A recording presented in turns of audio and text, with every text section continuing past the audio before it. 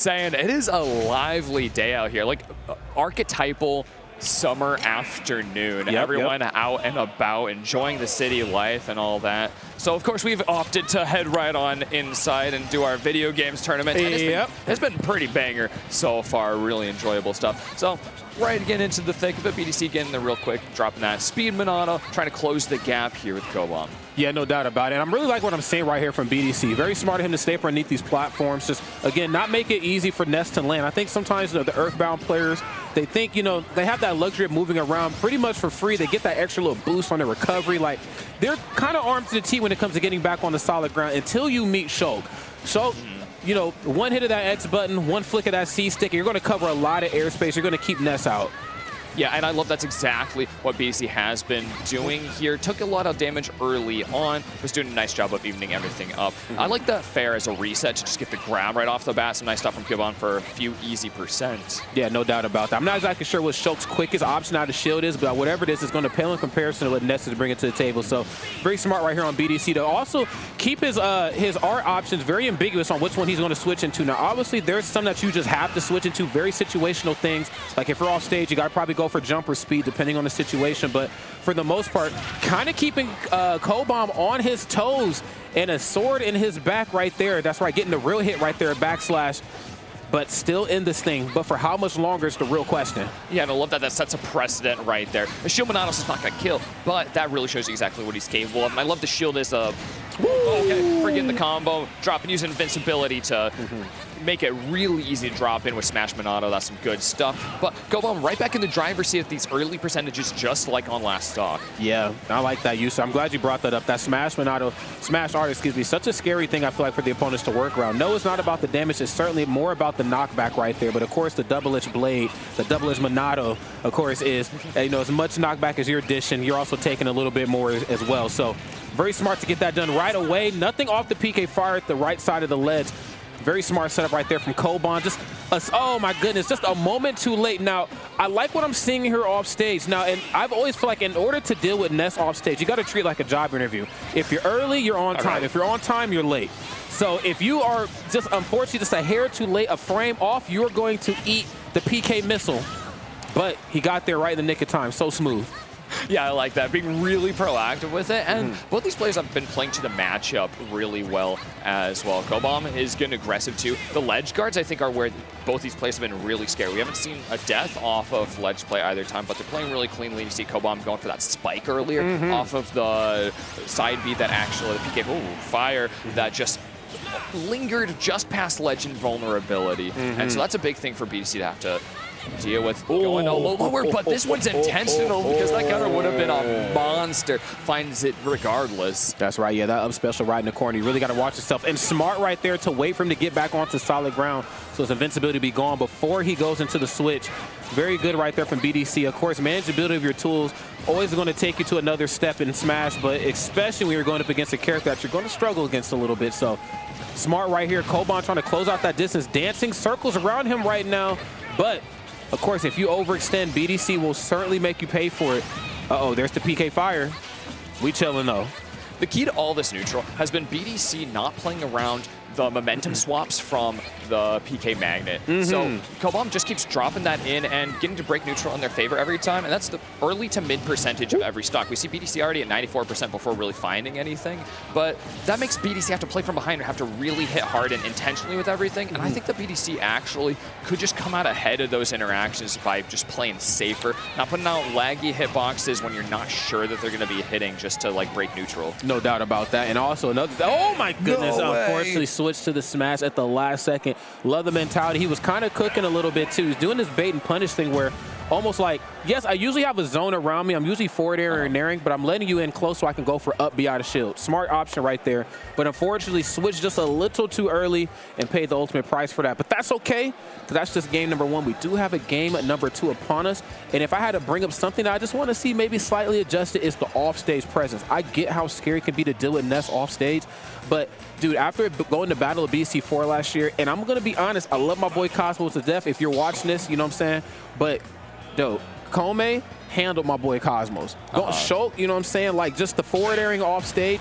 A lot of characters who sit off stage to recover for a period of time before they come back, or who just struggle in general, are going to struggle versus Shulk. And I want to see that here. A Smash Monado drop it down there while you're charging up the rocket. Are you kidding me, man? Ooh. Yeah, you could be killing at crazy low percentages because you're already close to the blast zone. So we're talking like mid to high percents, like even at 80%, you could be just dropping Ness off. He's light too, so it really goes up on top of that. I'd imagine the heaviest thing on Ness's body is his head, so, you know what I'm saying? He has like 80% of the weight right there. 80% of the weight is definitely in that cranium. Same with Lucas, too. You're not safe, buddy. But, yes, we're getting into game number 2 right now. This one's staying a little bit more neck and neck here. I feel like, you know, the switch to the speed art is kind of letting me know that he wants to get a little bit more handsy up close and personal. No, you know what I'm saying? He's not going to be able to fight any better up close, but he can keep his movement a little bit more ambiguous and force some overextensions here on Kobomb's behalf.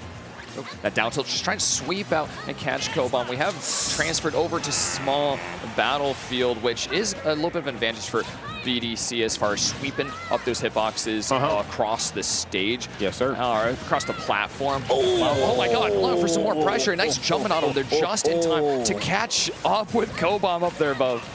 Yeah, I love that, man. This is exactly what you want to see right here if you're BDC. I mean, really, if you're any player, of course you want the league and you want to really milk it. But especially if you're somebody like Shulk, now you can really turn up the annoying meter. It's like, it's already kind of present, just given the nature of this matchup. You have to be like that versus Ness. But, dude, once you get that lead, it's like Snake, it's like Samus. Yo, whatever your good button is, keep tossing it out, because I bet you your opponent's not going to be able to deal with it very well. Once again, Kobomb really consistent in the early percentages, keeping these going. The up tilt as that extender. Oh, just more and more momentum resets are so good, but overstaying on shield. I like that Nair as a fade away to keep a little less. Since he's extended so much already, you know that that's going to be a bait on BDC. BDC wants to do something out of shield after all those. So fading away is a good move to get ahead. Good way to keep your opponent on their toes, too. Oh, walking the dog doesn't get anything off the yo-yo tricks, but great option right there in the corner. Certainly something BDC, I'm sure, has in the back of his head. Now, you have got to be careful here. You have shown good success right here with the smash art, but you have also shown that sometimes you can misstep a little bit, and Kobomb taking no prisoners with those aerials, especially off stage. Here we go. Okay, smart to only go for the first hit of up B2. Yep, make sure you're able to get back to stage. Drop him with the Nair. This is a big opportunity right now for BDC if he can read right. Doesn't go for a move, waits a little bit, so that fair is going to land. A second one could be deadly. The tech comes out with a slight misinput. Sees the end of BDC stock at a moment. We really could have run away with a life, but it's not going to take too long for that second hit this time on up B to take up one as well. That's right, and a little late to the party right there, but still showed up accordingly, and I like that. You know, he knew, okay, I cannot afford to let him have this lead anymore. I cannot, you know, overextend an approach to bring myself back out of this. So if I see that the percents are evenish, I need to go out and take it. And that was such a smart option right there from BDC. Now he's going to go for the buster this time, looking for some percent, excuse me. Let's see if he can slice and dice and chisel his way back into this PK fire. Oh, okay, get off me. Good DI getting out of the way because you are on the line of fire. Shield to make sure we're not dying to a straight PK fire or anything as BDC takes some space. This is Kobomb's game to lose right now. The match point right on the page. There it is, perfect. Use of Smash Monado right there, catching the stock as soon as humanly possible. The only way to keep it against Kobomb, especially when you're sitting on Smash Monado, sitting on 148%, there's so much he can throw at you that just no doubt, whisks you away. And like I told you, man, like I wanted to see him go off stage just a little bit more. Like, I understand, like, when you play a character like Shulk, you have to know that there's going to be a good chunk of the cast, probably more than half the cast are going to outbutton you in a lot of situations. If not just in terms of, like, strength, also in terms of, like, frame data. So, you know, obviously, where do you excel? In a competitive environment for Shulk, you excel also off stage. Characters that sit for a minute to recover or who just struggle to recover, you have a very sizable advantage. And I'm glad he started to see that at the tail end. I can tell he was starting to cook with that a little bit. He's like, I got the smash art. Boom, let's get him off stage. But unfortunately, Kobomb knew once I see smash art, your ass is grass. So he knew, okay, he's off stage. Now let's switch to smash art a little bit more safer. Now let's apply that pressure. Oh, I see it in Kobomb's eyes. He wants to just cart BDC across the stage and off the stage towards the blast zone maybe even, but only a couple of those hits are going to land, but he shows us the capability for that movement. BDC this time taking the early lead. Pretty good stuff to be seeing, especially here on Buster. While it's gone all of his value, he has no downside to using Smash with no damage on him, but Kobomb sees that as an opportunity to strike. That's right. It ain't about damage when you got that Smash. It's about, oh my goodness, it is about the knockback, and ain't going to be a Monado strong enough in your kit to bring it back from that, unfortunately enough. Great start right here. Can still certainly bring this back. Great coverage from above there. Kobomb playing a step ahead, but unfortunately BDC said, I am 2 steps ahead right there. Great stuff. These two are just full of reversals. It's rare that you see such a competitive round 1 match as well. It's like just feels great either way. I think we're really feeling good getting to start off our block really over feeling here it, watching these guys. That's right. Ooh, oh no, tilt just going the wrong way there for BDC. I mean, maybe that was supposed to be like a call out, no punish, so like that. Yeah. Sometimes the backwards, like, you know, nair or like backwards up tilt, you know, I do that a lot with Link too. It's just a good way to keep your opponent on your toes. I mean, on their toes. You know, if your back is like facing Ness the opponent. loves crossing up too. Loves always trying to cross you up, you know, because then if you swing it properly, he's on the other side of you. He can down throw and then really get the party started. Speaking of party starters right here, Kobomb bringing everything, the festivities and the party hat. Great stuff. Has a very sizable lead. BDC is really good. Oh my goodness. No way. Go back down. Too late.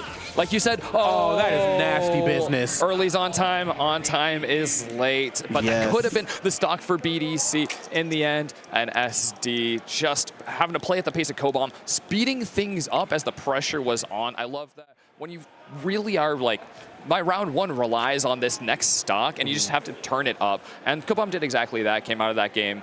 Like, came out of the gate that game, guns blazing. Sure. Took it away. I mean, really great on BDC to be able to take stocks throughout there as well. Really cheeky ones.